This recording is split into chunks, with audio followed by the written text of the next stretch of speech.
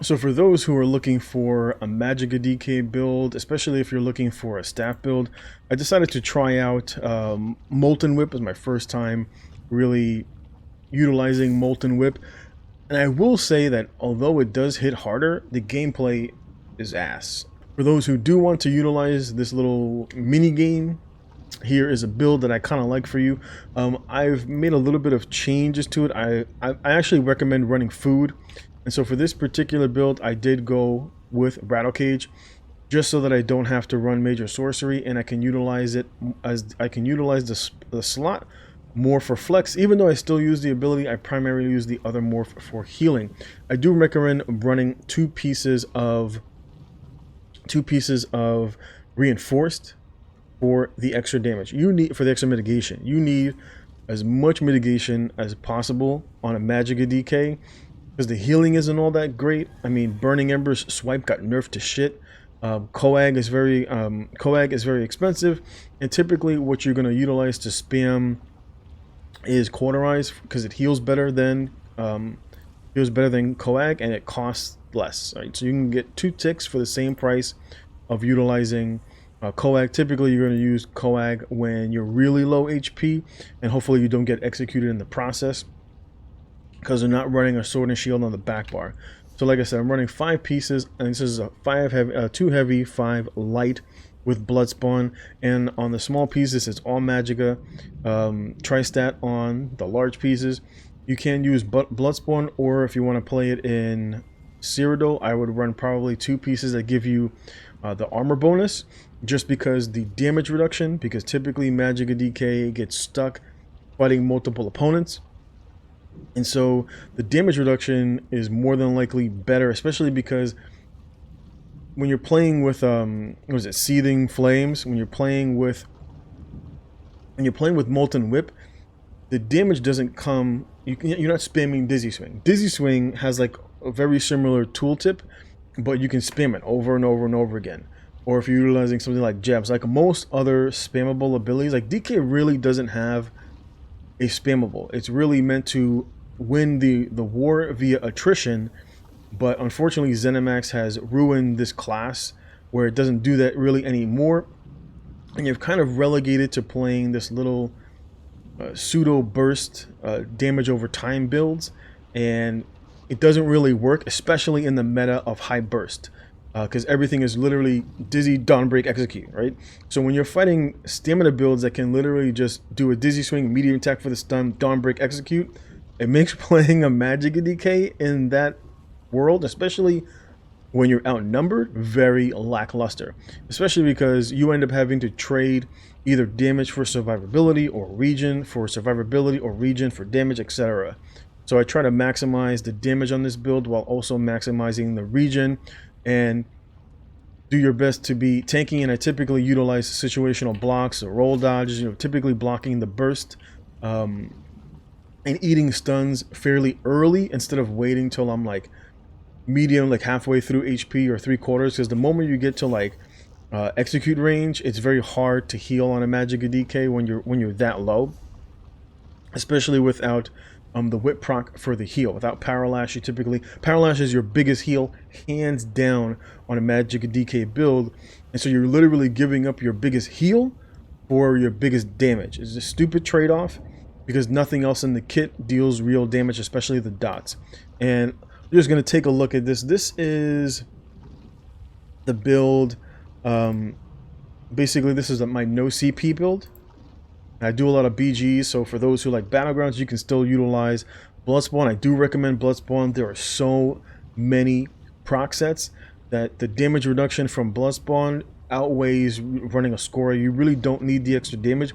What you need is the extra survivability, because you're not going to get it from your whip, and that's typically where your big damage. And so you're literally waiting for an opportunity to set up for burst, and you're hopefully trying to take your opponent from 100% all the way down to 0, which is typically not how Magicka DK was designed typically to be played. Now, like I said, running 5-piece rattle cage, this is the ideal way that I would run it. I've played this build. Unfortunately, Clockwork is a little expensive, which is why I've been using Tri-Stat food. But I do recommend running Clockwork, especially if you're outnumbered, primarily because you're going to be spamming heals quite a bit, and you're going to need the regen for utilizing, basically spamming Burning Embers or engulfing into a whip proc. So my particular character is a Breton. I do recommend Breton for the cost reduction, the regen, and the added spell resistance when you do have a negative status effect on you. I do recommend running the Lady for resistance. Right, Bloodspawn. I like running Invig, just because it gives me all of the regens, which is fine by me. 2 pieces of reinforced, 5 light. I've been playing with Invig. It works just fine for me. Utilizing spell damage, arcane, all spell damage. Your hands down, your best bet on your front bar for maximizing your damage is going to be sharpened, without a doubt, more than Nirnhoned. The amount of healing, which is why you would run Nirnhoned to get a little bit more healing, is not worth it. You're better off utilizing sharpened, and sharpened is still going to maximize your burning embers because you heal based off of the damage. So obviously the more spell pen that you have, the more damage you're going to deal, and obviously the more healing you're going to get from this ability, and that's basically what you're looking for. You're trying to maximize your healing while keeping your damage as high as possible. Back bar, I like running the resto. You can use resto alt. I typically like to save my alt for a leap, but it gives you an option because healing is kind of shit on DK. If you can get away with it, Draw Essence is really nice for group play. Like if you have a Templar, or there are not a lot of proc sets. Overwhelmingly, Battlegrounds is full of proc sets, and it's typically where most players' damage comes from. It's usually not abilities that I see on my death recap. Overwhelmingly, it is the numerous proc sets that come off.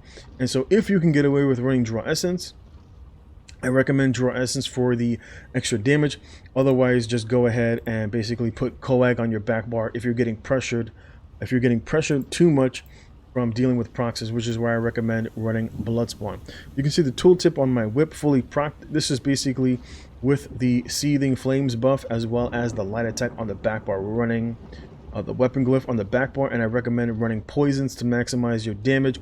Poisons are overpowered. I've always said they're overpowered, but in the meta, you got to try to eke out as much damage as you can. Clockwork, particularly for the regen, you can see our stats right here, right? 33k is more than enough to deal damage. Running just shy of 5k spell damage, that's without the Cyrodiil buff. 27% crit. And you can see the resistances here. This is with Bloodspawn, and you can see our spell pen, and of course the effective spell power on this build is just shy of 8k, which is typically where you're going to want to be for no CP, just because of you need to be able to burst opponents down. I do recommend running Dragonfire Scales.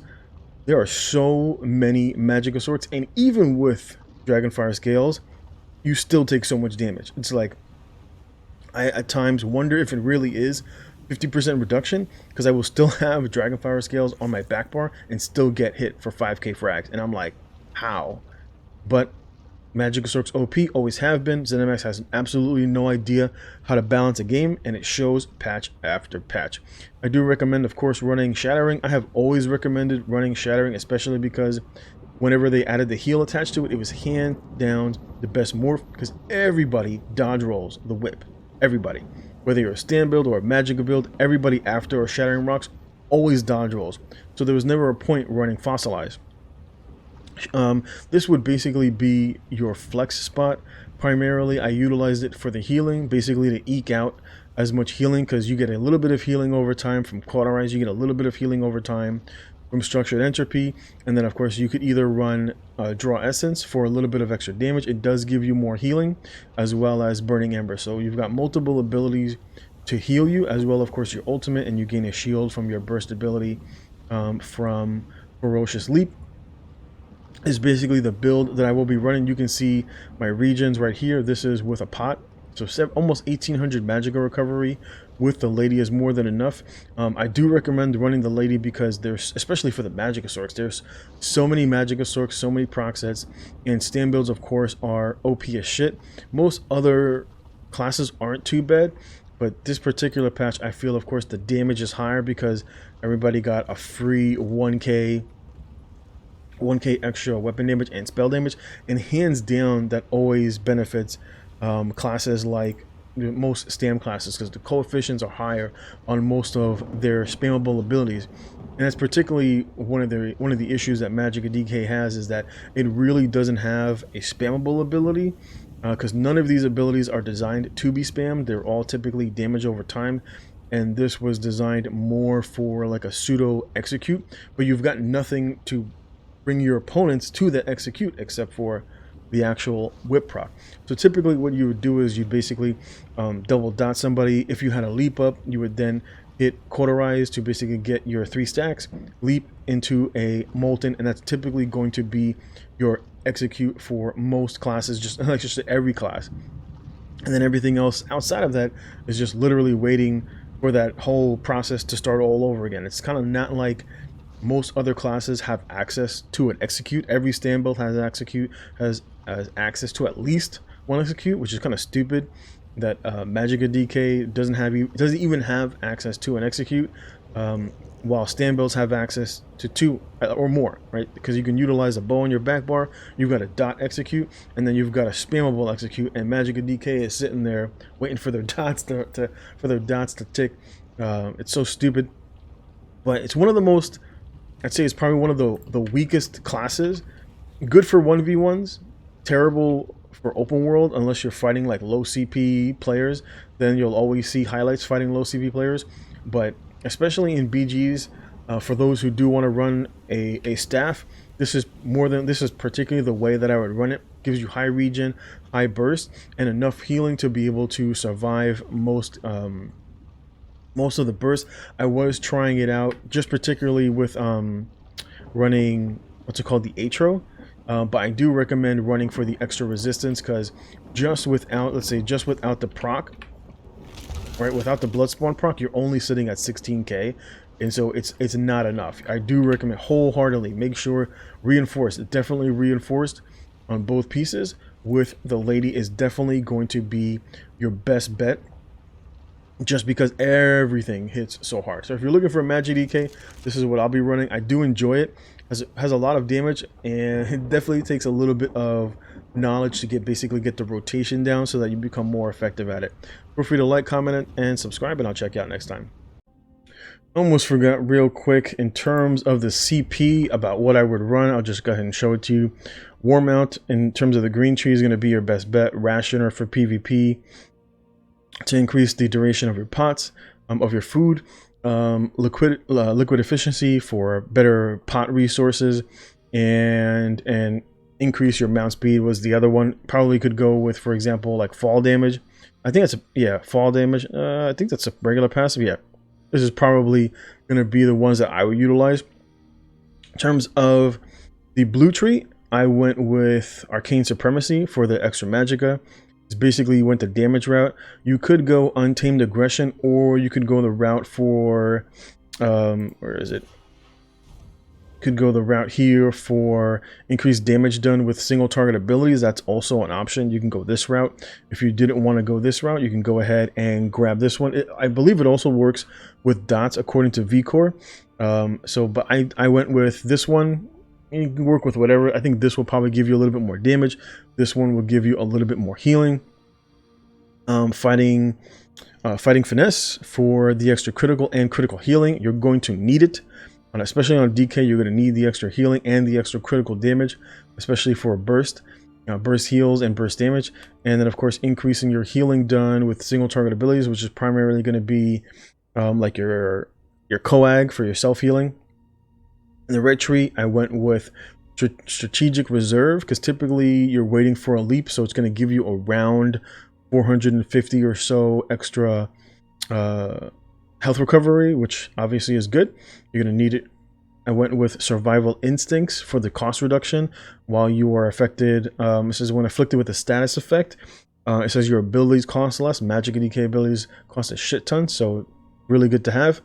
Rejuvenation, just for the all-around regen.